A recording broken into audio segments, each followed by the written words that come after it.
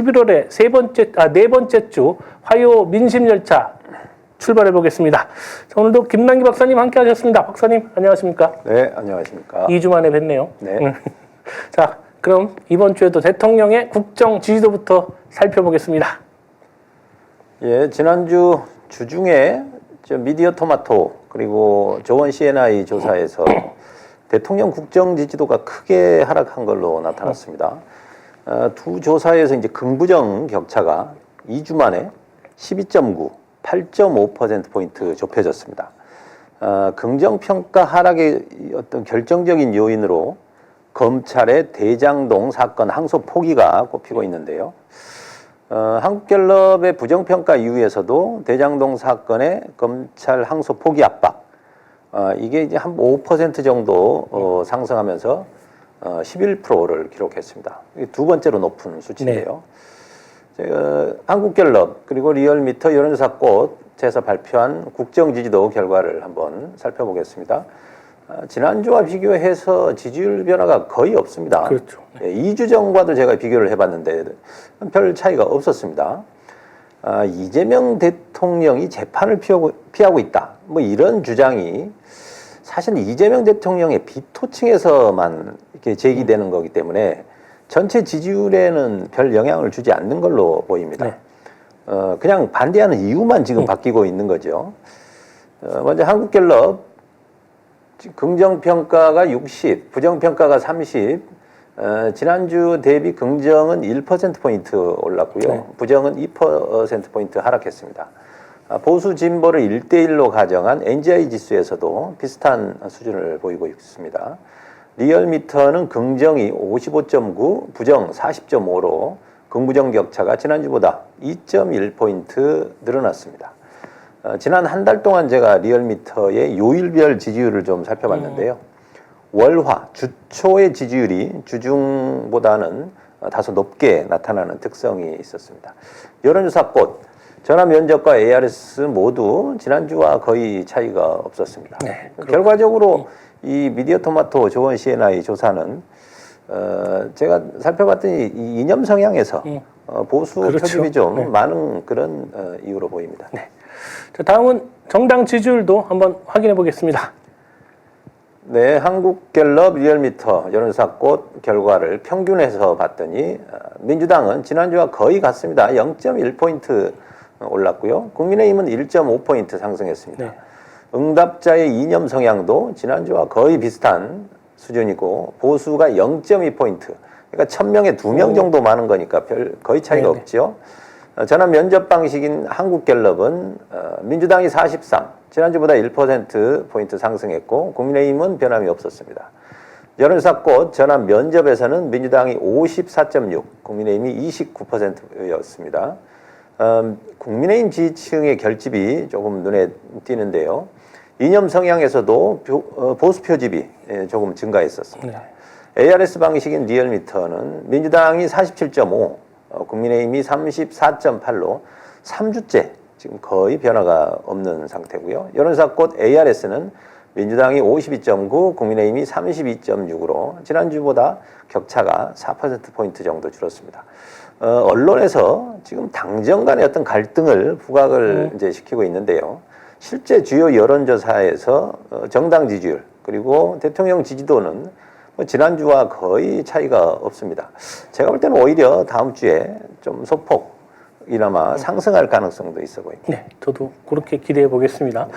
자, 민주당이 지금 대의원과 권리당원 표 가치를 동일하게 만드는 1인 1표제 1대1 네, 도입을 위한 당원 당규 개정 예정보다 약 일주일 뒤로 일단 미뤘습니다.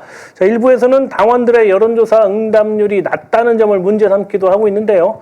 박사님, 지금 민주당에서 추진하고 있는 대의원 권리당원 표 가치 이거 앞으로 어떻게 정리될 것으로 보십니까? 예, 이 논의는 사실 이재명 당대표 시절부터 시작이 됐고 그래서 대의원의 표 가치가 원래 60대 1, 그렇죠. 뭐 그보다도 더 많았던 것 같은데 지금 그거를 20대 1 정도로 이제 어찌 보면 조정을 했습니다. 정청래 대표도 당대표로 출마하면서 표의 가치를 1대 1로 하겠다 조사를 뭐 공약으로도 네, 내세웠죠. 대표 공약 예. 중에 하나 있죠. 네. 이번 조사 응답률이 16.8%였는데 뭐 다소 저조한 건 맞습니다만 전수조사이지 않습니까? 그래서 이 17% 가까운 응답은 그렇게 적은 수치는 아닙니다. 응답률만 놓고 보면 여론조사에서 전화 면접조사가 뭐 이 정도 수준이죠. 수치로 보면 무려 27만 명이 참여한 만큼 이 참여한 당원들의 의사도 존중돼야 된다고 보고요. 찬성률도 80% 중반이 넘었던 것 같습니다. 요 시기, 뭐 지금이 뭐 적기냐, 뭐 이런 의문도 있습니다만, 그러면 지방선거 이후에는 곧바로 당대표 선거여서, 만약에 바꿀 거라면 좀 일찍 바꾸는 게 오히려 혼란이 적지 않을까 이런 생각도 해봅니다.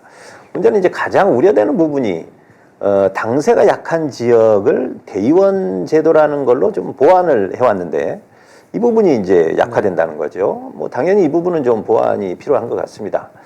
그런데 잘 살펴보면 이미 민주당은 이런 지역적인 기반 이걸 이미 넘어선 것 아닌가 싶습니다. 이미 대통령도 TK 출신에서 지금 연달아 배출이 됐고 당대표도 뭐 TK에서 지금 그 해왔지 않습니까? 그래서 오히려 호남 지역 출신이 최고위원회도 진입을 번번이 못해서 지금도 아마 지명직 최고위원을 호남으로 두는 정도이기 때문에 이 부분은 어느 정도 극복된 거 아닌가 이런 생각은 합니다. 그리고 대의원 제도 자체가 지금 폐지된 건 아니죠. 그렇기 때문에 이 대의원 제도를 이번 규정 개정과 함께 좀 정비를 해서 활용도를 좀 높일 필요가 있다고 봅니다. 지금 이제 민주당이 당원 가입도 그렇고 온라인의 비중이 아주 커졌습니다. 그렇죠. 그런 반면에 이제 상대적으로 코로나 영향도 과거에 좀 있었습니다. 오프라인 활동이 좀 저조한 부분이 있는데 어찌 보면 대의원들이 그런 오프라인 활동을 좀 집중하면 어떨까? 그러기 위해서 좀 교육도 더 많이 하면 좋겠다 이런 생각을 합니다. 지금 민주당은 뭐 권리당원의 수준 자체가 오히려 뭐 저는 국회의원을 능가한다 이렇게 생각을 하고 있어서 저는 일정 조건만 갖춘 권리당원이라면 추첨식으로 무작위로 선발을 하는 방안도 저는 뭐 대의원제로서 대안으로 제시할 만하다 이렇게 봅니다. 아까 말씀한 것 중에 참 PK, TK 출신 대통령, PK는 문재인 대통령이고 TK는 이재명 대통령 아닙니까? 그렇습니다. 참 연달아서 PK, TK에서 민주당 대통령이 나왔는데 PK, TK 지지율은 왜 그 모양인지 참 그것도 아니랍니다. 아이러니합니다.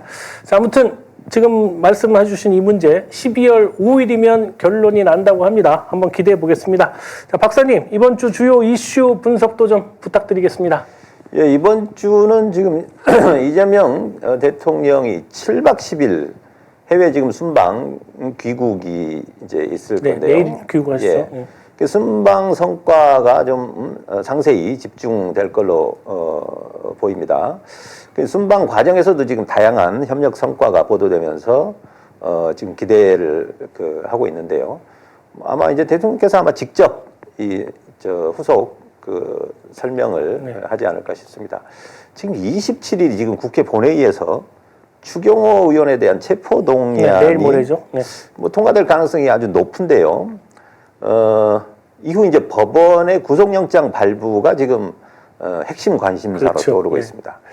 만약 영장이 기각되게 되면 민주당은 지금 사법개혁의 요구를 더욱 강하게 제기할 것으로 보입니다.